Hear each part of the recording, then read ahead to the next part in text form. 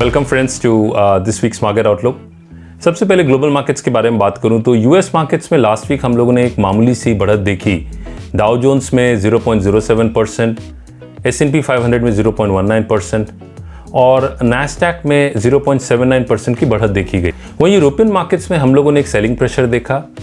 Euro stocks में 0.84%, Germany के डैक्स में 1.09%, ब्रिटेन के फुत्सी में 1.61% और फ्रांस के कैक 40 में 0.22% की गिरावट हम लोगों ने देखी।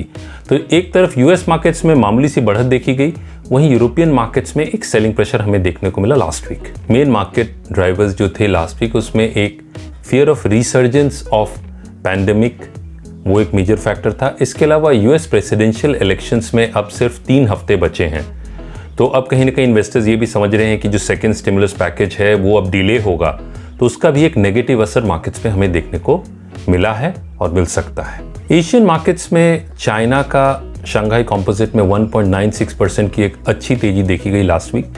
वहीं निक्के में 0.89% की गिरावट रही और इंडियन मार्केट्स में भी चाहे वो निफ्टी हो या सेंसेक्स हो, उसमें 1.27 से 1.3% की गिरावट हम लोगों ने देखी। और बैंक निफ्टी की बात करूं तो उसमें भी करीब 1.3% की गिरावट हम लोगों ने देखी लास्ट वीक। यदि डोमेस्टिक ट्रिगर पॉइंट्स की बात करूं लास्ट वीक, तो गवर्नमेंट से lower than expected stimulus package वो एक था, और दूसरा जो सुप्रीम कोर्ट में हियरिंग चल रही है मॉरेटोरियम पे, वो केस एडजर्न हुआ, तो उसका भी एक नेगेटिव असर हमें मार्केट्स पे देखने को मिला। इसके साथ इंडिया का इन्फ्लेशन रेट फॉर सितंबर 7.34% आया, और दूसरी तरफ IIP नंबर्स जो हैं वो घट के आ रहे हैं, तो वो भी एक चिंता की बात रही।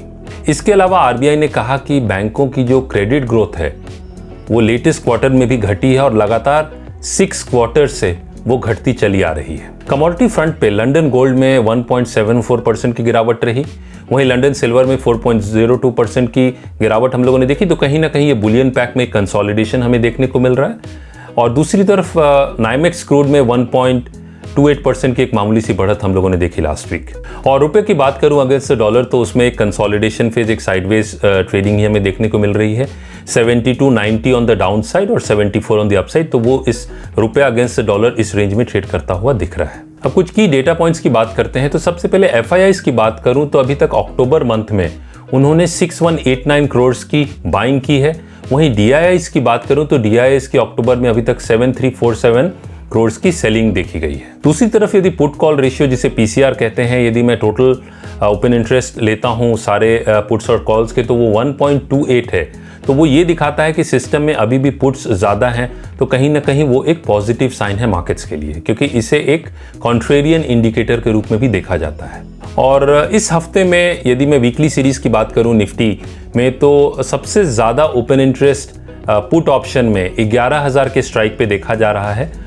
और यदि मैं कॉल ऑप्शन देखूं तो उसमें सबसे ज़्यादा ओपन इंटरेस्ट 12,000 के कॉल में देखा जा रहा है।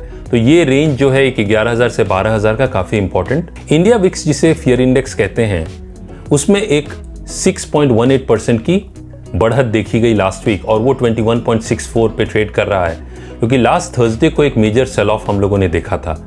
लेकिन अभी भी यदि मैं कहूँ तो ओवरऑल जो इंडिया विक्स है वो नॉर्मल रेंज में ट्रेड कर रहा है, तो वो कोई चिंता की कोई खास बात नहीं है। सेक्टर्स की बात करूं तो लास्ट वीक मेटल इंडेक्स ने काफ़ी अच्छा परफॉर्म किया। निफ्टी मेटल इंडेक्स में 3.02% की एक बढ़त देखी गई। वहीं निफ्टी मीडिया इंडेक्स में 6.82% की हम लोगों ने गिरावट देखी, जो वर्स्ट परफॉर्मर सेक्टर रहा लास्ट वीक। की ग्लोबल इवेंट्स में अगले हफ्ते मंडे को US फेडरल रिजर्व चेयरमैन और ECB प्रेसिडेंट के स्पीच, और चाइना का लेटेस्ट क्वार्टर GDP नंबर्स, और जापान का balance of trade data for September will be released.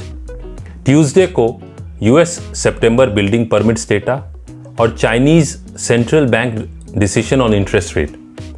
Thursday को बैंक ऑफ इंग्लैंड के गवर्नर का speech, US initial jobless claims, US existing home sales data for सितंबर, और Germany का GfK consumer confidence data for अक्टूबर release होगा। और Friday को जापान का इन्फ्लेशन रेट डेटा फॉर सितंबर रिलीज होगा। इन सब पर मार्केट्स की नजर रहेगी।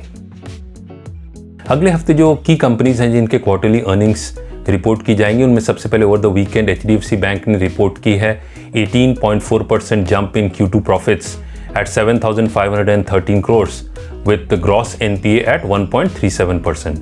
मंडे को ACC, Britannia, HDFC life, Tuesday को हिंदुस्तान यूनिलीवर, वेडनेसडे को Bajaj finance, Bajaj Finserv, Colgate, UltraTech, Thursday को Bajaj auto, Bharti Infratel, Biocon, HDFC AMC, Hexaware और एशियन पेंट्स, और फ्राइडे को ICICI Lombard, JSW steel, Tech Mahindra और नेस्ले इंडिया, इन सब के क्वार्टरली रिजल्ट्स रिलीज होंगे, तो इनका भी असर जो है मार्केट्स पे हमें देखने को मिलेगा। Market outlook next week, market direction जो है नेक्स्ट वीक वो Q2 अर्निंग्स से गाइड होगी। इसके अलावा an end to the moratorium issue, any update from the government on stimulus package और ग्लोबल क्यूज, तो ये जो फैक्टर्स हैं ये मार्केट्स को ड्राइव करेंगे नेक्स्ट वीक। टेक्निकली मार्केट्स जो हैं वो पॉजिटिव हैं, मतलब ओवरऑल ट्रेंड की बात करूं तो वो पॉजिटिव है, अप ट्रेंड है, लेकिन कुछ इंडिकेटर्स जो हैं वो ओवरबॉट जोन में है। इसके अलावा लास्ट थर्सडे के जो हाइज बन गए हैं इंडेक्स के, वो काफ़ी क्रूशियल लेवल्स बन जाते हैं,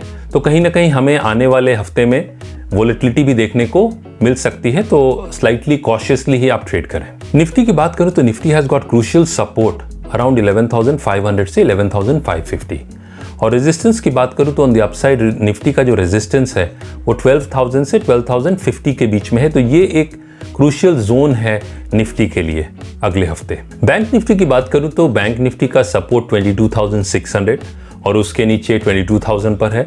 वही रेजिस्टेंस की बात करूं तो बैंक निफ्टी का पहला रेजिस्टेंस 24,200 और उसके ऊपर 24,500 लेवल्स पे है। तो इस बार के लिए इतना ही। Till we meet next time, wish you all the best, stay safe and do subscribe. Thank you.